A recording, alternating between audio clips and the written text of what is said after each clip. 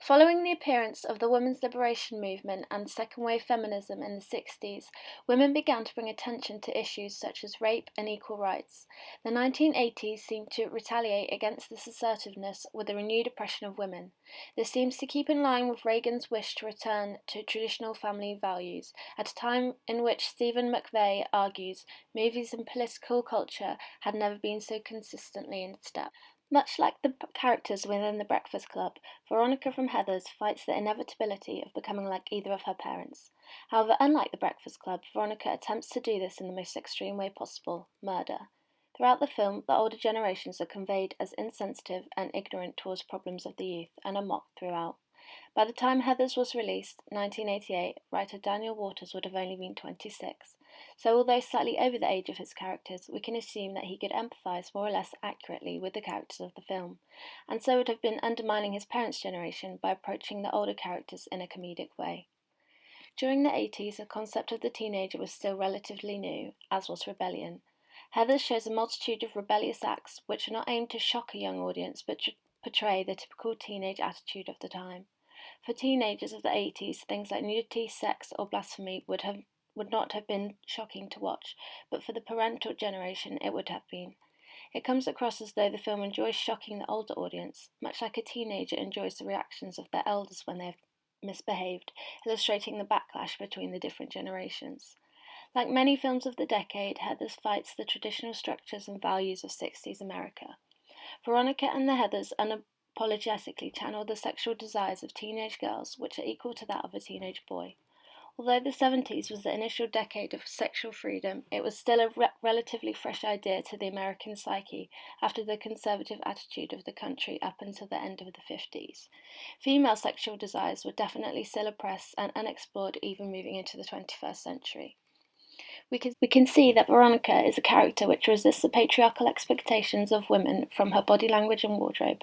Throughout the film, Veronica dresses in dark colours such as black or dark blue, which contrasts well with the pink, red and white which we often see the Heathers wearing. Veronica's clothes suggest danger, mystery and rebellion. Although empowering for women in the 80s, these qualities could also be sexualized by the male gaze, influenced by the patriarchal voice of the 60s. Veronica's also dressed in shoulder-padded jackets at various points in the film. Although shoulder pads were a fashion trend popular in the 80s, it also adds to Veronica's androgyny and to an extent could empower her. So it seems that the character of Veronica is empowered whilst also being sexualized at the same time. This effect seems typical of 80s films, and is perhaps telling of the US confused conscience of the time, which was in transition and coming to terms with what gender equality actually meant. Although the film was written and directed by men, we witness the events unfold from the perspective of a girl. This contradiction immediately limits the film's accuracy in the way in which it conveys inequality for women at the time.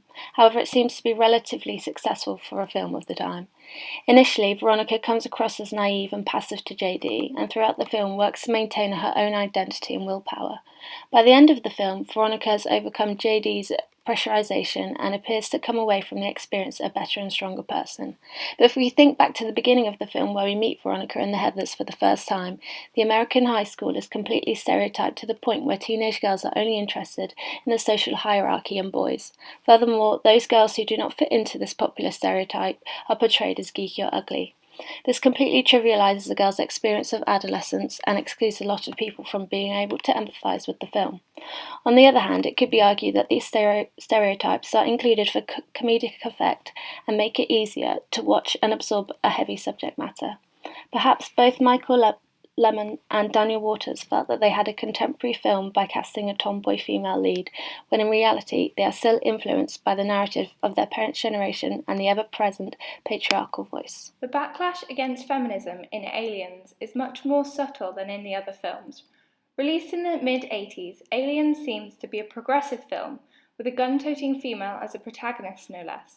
However, her role as a strong female lead, which might indicate a move towards feminism, is complicated by Ellen Ripley's androgyny. Different from Alien, released in the 70s, her hair is shorter, giving her a much more masculine look. The gun violence that occurs in the film is then more explainable. If she had to fit into the expected gender roles for the feminine, this type of readiness to be aggressive and use a gun would have been way off the mark. The fact that she is androgynous or even masculine presenting makes her gun use a much more comfortable for an 80s audience. Her clothes throughout the film remain very macho-looking, as at the beginning she wears a baggy leather bomber jacket, and by the end she wears blue jeans and a ripped white t-shirt. These garments do not pick her out in the 80s as a female, at a time when fashion for women was form-fitting, colourful clothes. Her androgyny, a deliberate attempt by the director, seems to suggest that a woman can only be strong if she fits into a masculine mould. However, these clothing choices have assumed a role of sexual desirability through the years, and could be seen to sexualize this kind of androgyny. Her t-shirt is ripped and bloody, and she is sweating by the end, causing the t-shirt to cling to her body while she holds her gun. Despite her androgynous appearance, the male gaze still acts on Ripley, as it views her as an image of desire. She appears in her underwear several times in the film, where there is seemingly no reason for this, and she prepares to fight the alien in the end. The camera pans out as she removes her jacket and is quite obviously wearing no bra under her shirt.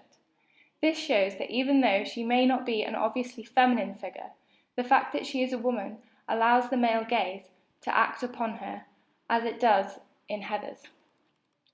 The violence in the film is also very prevalent and surprising when one considers the expected behaviour of a woman in the 80s. The fact that Ripley subverts this could be seen as her being a strong woman who doesn't adhere to these prescribed roles. However, there is something sinister, I think, that one uncovers after an analysis of the film when you think about whom the violence is done to predominantly, and by whom. The main conflict in the film is between the alien, a female, and Ripley, also a female. I think it's interesting that they should be the main two aggressors of the film, creating an environment of hate between two women. The violence that occurs is also particularly brutal. Ripley sets the alien's eggs on fire, not killing them quickly but subjecting them to a slow and painful death, while their mother must watch them die.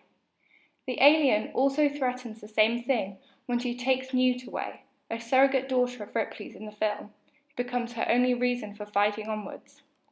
I think the dynamic of the mother protecting her child in any way possible is interesting here, as it portrays women as the most brutal of the sexes, willing to do anything, even the most ruthless things, to protect the child. The depiction of Ripley as a kind mother in the film also helps to, in that insidious way of the 80s, restrain her into that role of a mother, as if she needed an excuse for her excessive violence. She did it all to protect her child.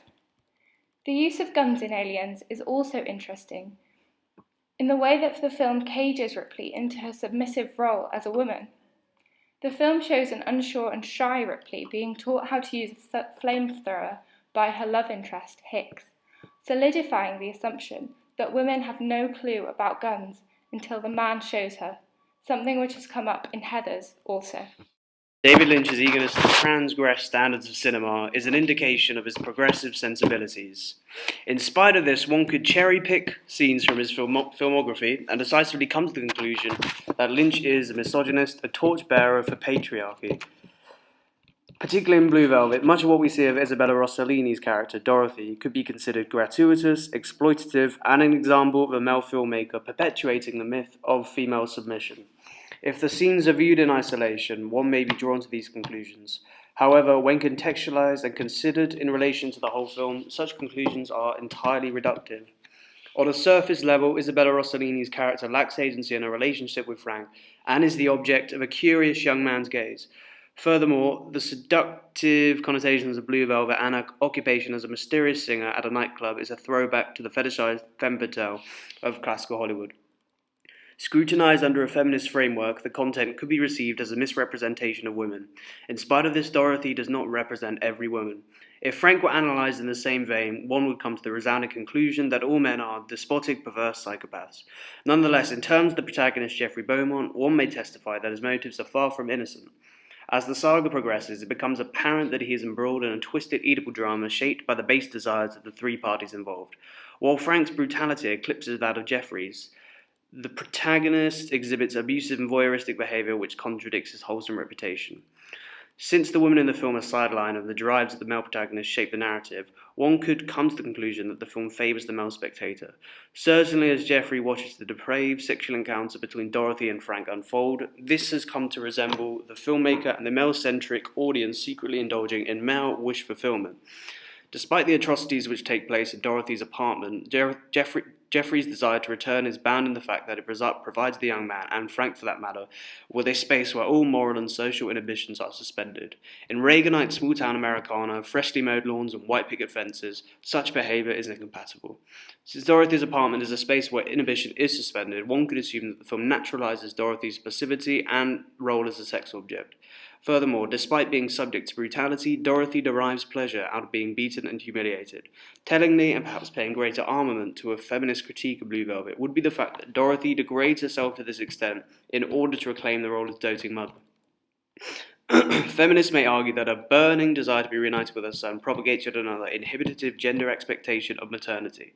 To compound all this, Dorothy's freedom is hinged on the agency of a man who is seemingly motivated by sexual intrigue. However, this assessment of Dorothy is complicated by dualistic roles. On the one hand, she ostensibly assumes the role of passive victim, while on another more latent level, her presence and agency effectively prey on particular male anxieties. In terms of her relationship with Jeffrey, she resembles Frank in the way she forces the young man to undress, while with Frank, on a more subliminal level, her presence forces him to either exhibit hypermasculine behaviour, indicative of the father figure, or the position of a masochistic infant. One could allude to the fact that it is the agency of the male characters which shape the narrative, thus assume that David Lynch seeks to propagate Reaganist values. Lynch combines a playful look at utopian America and his own absurdist tendencies. It could be argued that the whimsical tones of the images refute the argument that Blue Velvet is rife with weighty socio-political connotations. To conclude, we feel that all of these films, no matter how different they are, equally show the backlash against feminism in the 1980s. With the use of androgyny, gun violence, actual violence, and a subversion of expected gender roles, these films seem to represent differing aspects of feminism. As you can see through our analysis of each of these films, they are all products of the backlash against the civil rights movements of the 60s.